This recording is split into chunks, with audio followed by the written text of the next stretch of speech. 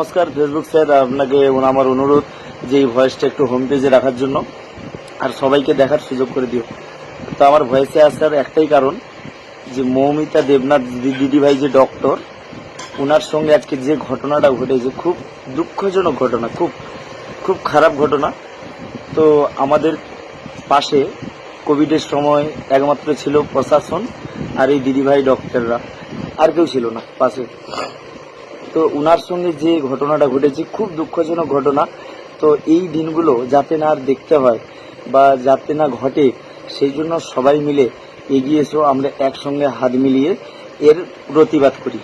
এর প্রতিবাদ করলে তবেই সাজেশন ঠিকঠাক হবে। আর যারা এই ঘটনাটা করেছে তারা যেন অবিলম্বে খুব তাড়াতাড়ি সাজা পায়। আর আমাদের পরিবারে আমরা যে যাব, আমরা একটা অসুবিধা হলে কার কাছে যাই? ডক্টরের কাছে। আমরা আগামী দিনে যে ডক্টরের কাছে গেলে ঠিকঠাক চিকিৎসা পাবো কি পাবো না, সে আমরা নিজেরাও জানি না। কেন একটা ডক্টর দিদিভাইয়ের সঙ্গে যদি এরকম ঘটনা ঘটতে পারে, আমাদের সঙ্গে তো ঘটতেই পারে, আমরা সাধারণ মানুষ।